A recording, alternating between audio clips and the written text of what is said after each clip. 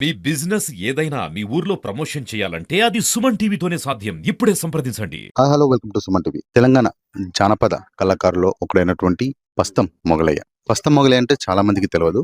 బలగం మొగలయ్య అంటే మాత్రం మీకు గుర్తొస్తుంది.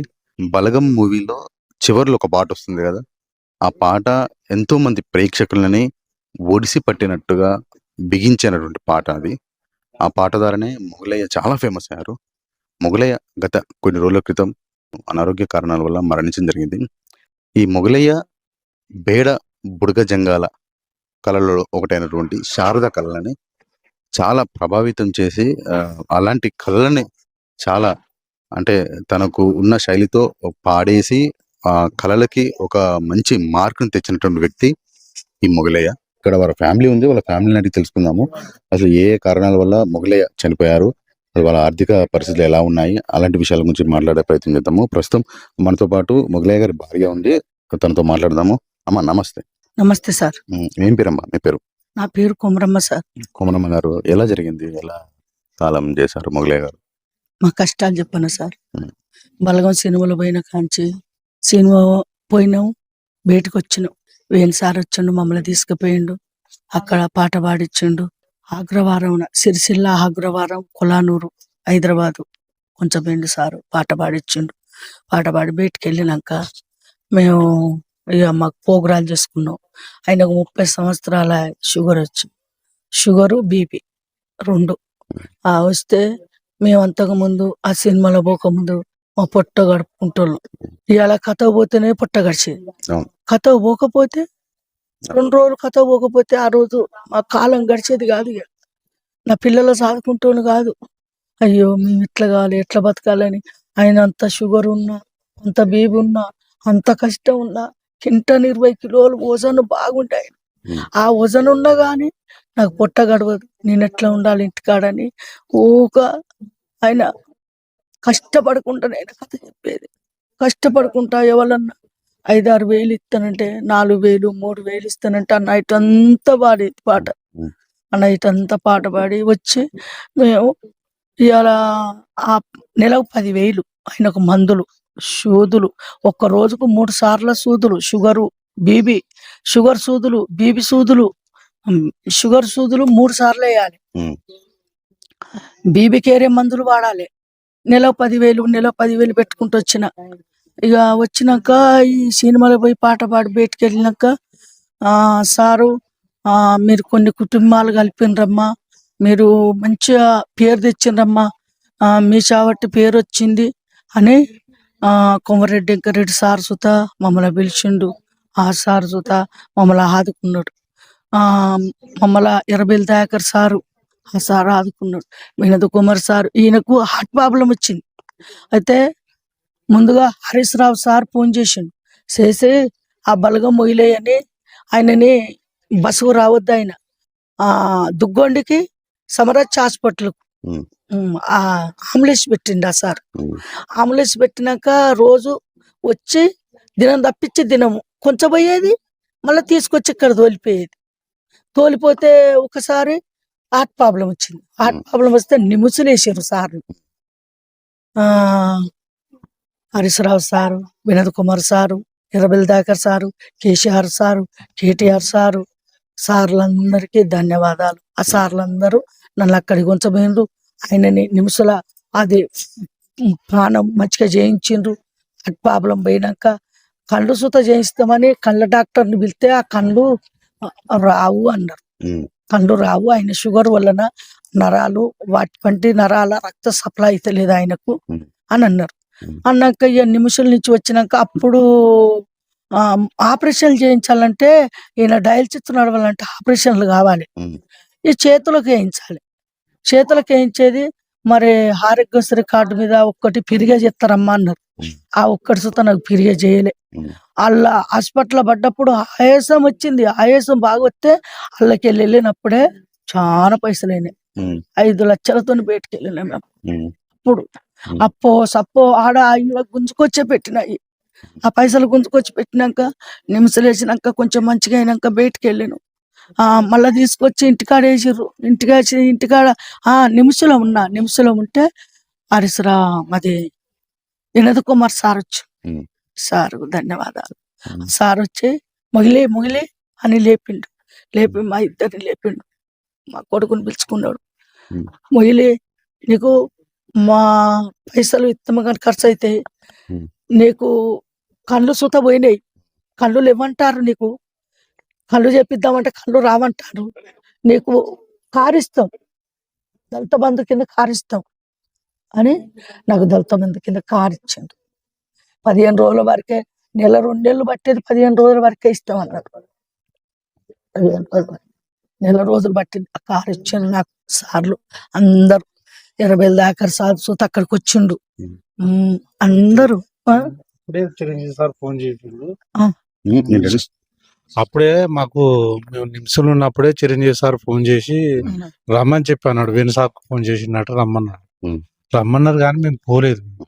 ఆడు ఆరోగ్యం మంచిగా లేక ఉమ్. ఇప్పుడు ఆ నిమిషంలో ఉండగా ట్రీట్మెంట్ అవుతుంది కదా, మళ్ళీ పోవాలంటే కుదరదు అని చెప్పి ఉమ్. పోలేదు. ఆ తర్వాత మాకు వీలైనప్పుడు సార్కు వీలు కాలేదు, విదేశాలలో ఉన్నాడు. ఇక ఆయన మాకు కలవలేదు, మాకేమి ఇవ్వలేదు. ఉమ్. ఈ మీడియా చూసి దాంట్లో కళ్యాణ్ సార్ ఇచ్చిండు, రోజా మేడం ఇచ్చింది, ఇది చిరంజీవి సార్ ఇచ్చిండు అది అని చెప్పి వాళ్ళని కలవలేదు మేము ఇప్పటి వరకు. ఉమ్. మాకేమి ఇవ్వలేదు. కానీ ఇవ్వకుండా గానీ ఇచ్చిండని అంటే అక్కడ కళ్యాణ్ గారు కానీ చిరంజీవి గారు అని ఇవ్వకుండా కానీ ఇచ్చిందని చెప్పేసి సోషల్ మీడియాలో బాగా ప్రచారం అయిపోయింది. మీడియా ప్రచారం చేస్తా ఉంది. చెప్పు. ఇది అట్లాగే ఆ తర్వాత ఇంటికి తీసుకొచ్చినాం. కంటిన్యూషన్ ఇట్లా డయాలసిస్ నడుతా ఉన్నది.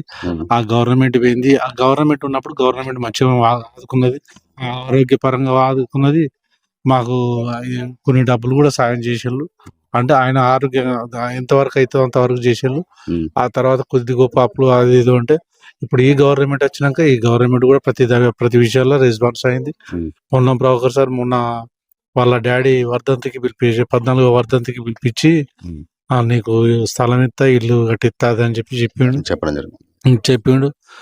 ఇది స్పీకరు ఆ ప్రసాద్ సార్, ఉమ్.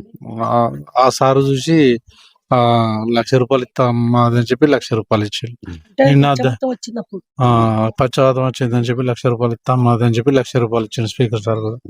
ఇది మొగలయ్య గారి కుటుంబంలో చాలా అంటే ఇంతకుముందు గతంలో మొగలయ్య గారికి చాలా అనారోగ్యం కారణంగా ఉండేది. అంటే ఇప్పుడు మొగలయ్య గారు బలగం సినిమాకు ముందు నుంచి ఈ ఆరోగ్య పరిస్థితులు ఉండేదా, తర్వాత ఏమన్నా వచ్చాయా? అంత ముందుకు ఒక 30 సంవత్సరాల కానుండి షుగర్ ఉండే సార్. షుగర్ అది షుగర్ కు పోతా ఉంటేనే కిడ్నీలు కొద్దిగా ఎఫెక్ట్ అవుతా ఉన్నది అని చెప్పి సార్ చెప్పిండు, డాక్టర్ సార్ చెప్పిండు. చెప్తే దానికి పెట్టుకునే స్తోమత లేదు డాడీ దగ్గర. ఓకే. డబ్బులు ఇది దానికి పెట్టుకునే స్తోమత లేక అంత నెగ్లెక్ట్ చేసిండు. అది బలగం సినిమా రిలీజ్ అయినాక అది ఎఫెక్ట్ చూపించింది. అప్పటి నుండిగా డయాలసిస్ బలగం సినిమా ఏది ఫ్రీ రిలీజ్ అయిపోవడంతో అప్పటి నుండి మొదలు పెడితే ఇప్పటిదాకా డయాలసిస్ మీదనే బతికాడు. అప్పటి నుండి మొదలు పెడితే ఇప్పటిదాకా డయాలసిస్ మీదనే బతికాడు. ఇంకా రిలీజ్ కాకముందు ఫ్రీ రిలీజ్ కు. అంటే ఇప్పుడు బలగం సినిమాకు ముందు అయితే మొగలయ్య గారు మన బూడిగ జంగల్ జానపద కళల మీద బాగా బుర్రకథలు చేసేవాడు. తర్వాత బలగం సినిమా విడుదలైన తర్వాత ఇలా మళ్ళీ కథలు చెప్పేవాడా బయట? పోయేది కథలు చెప్పేది. అట్లా ఒక 6 నెలలు ఇట్లా పోవచ్చు. ఆ తర్వాత ఇంకింత ఎఫెక్ట్ అయిపోయింది, పోవడం బంద్ చేసేది. అమ్మ ఇప్పుడు మరి ఆయన మందులకు కావాలంటే ఎట్లా అని చెప్పి అమ్మ ఒక్కదే పోయి చెప్పి వచ్చేది. ఎక్కడన్నా ప్రోగ్రామ్ ఉన్నదంటే ఈ సినిమా తీసినాక ఇంత కొద్దిగా ఫేమ్ ఎక్కువైంది, ఆ డాడీ పైసలు అమ్మ పైసలు అమ్మకే వచ్చేది అన్నట్టు.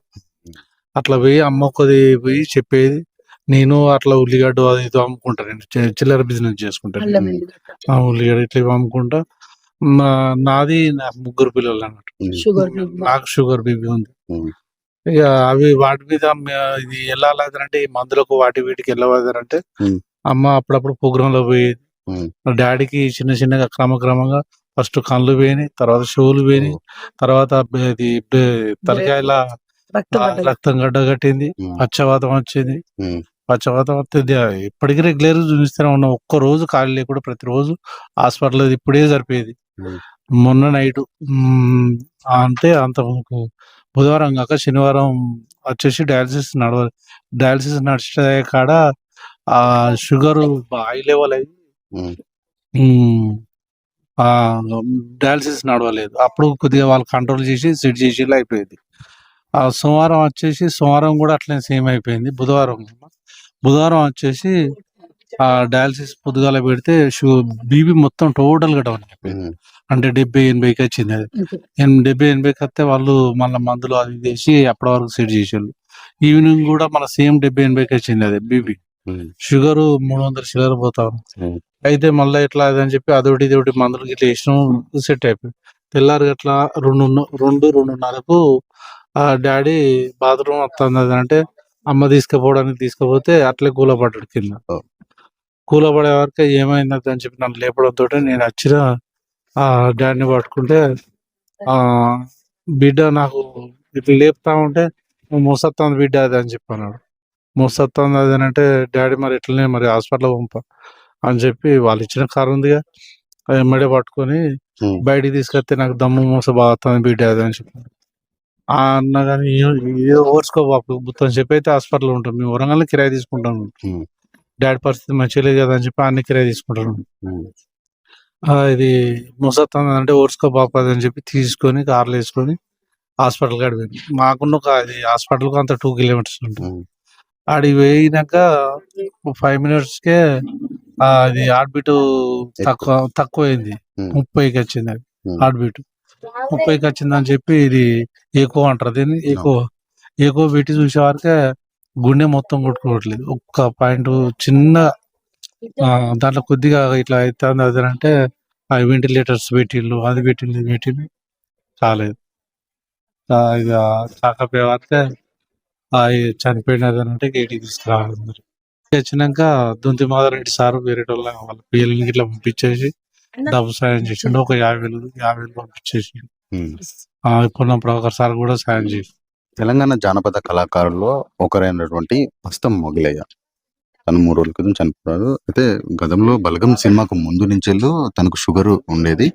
ఈ సినిమా తర్వాత అంటే ఆ తర్వాత ఏంటంటే తనకు షుగర్ ఎక్కువ అవ్వడం, ఆ షుగర్ వల్ల కళ్ళు కనపడకపోవడం, తర్వాత హార్ట్ తక్కువ అవడం, ఇలాంటి కొన్ని అనారోగ్య సమస్యలతో తను 3 రోజుల క్రితం చనిపోవడం జరిగింది. ఇక్కడ వాళ్ళ కొడుకు గారు ఎలా చనిపోయారు, ఎలాంటి పరిస్థితుల్లో ఉన్నారు అనేది కూడా చెప్పారు. ఇంకా వాళ్ళ భార్యని ఎంతో మాట్లాడాము. వాళ్ళ ఆర్థిక పరిస్థితులు ఎలా ఉండేవి గతంలో. ఇప్పుడు అయితే మనం ప్రస్తుతం అయితే వాళ్ళ ఇంటి దగ్గర ఉన్నాము. ఇది వరంగల్ జిల్లాలోనే దుగ్గొని మండలంలో. ఇక్కడ వారి యొక్క సొంత గ్రామము మరియు సొంత ఇంటి దగ్గర ఉన్నాము. వాళ్ళ ఆర్థిక పరిస్థితులు ఎలా ఉండే గతంలో అలాంటివి కూడా మాట్లాడతాము. చెప్పండి. ఆయనకు ఈ డయాలసిస్ నడవాలంటే అప్పుడు ఫస్ట్ షుగర్ బీపీ వచ్చినప్పుడు కిడ్నీల గురించి కిడ్నీల సార్ దగ్గర పోయినాం. పోతే ఆ సార్ అన్నాడు కదా, ఆ అమ్మ ఈయన కథలు చెప్పొద్దు, కథలు బంద్ చేయాలంటే సారు కథలు బంద్ చేస్తే మాకు మందులకి ఎట్టు వెళ్తుంది సారు, మాకు ఎద్దు లేదు, వ్యవసాయం లేదు, భూమి లేదు సారు, మాకు పొలం లేదు, శల్క లేదు, మాకు ఏం లేదు సార్, మా రెక్కల మీద బతికే సారు.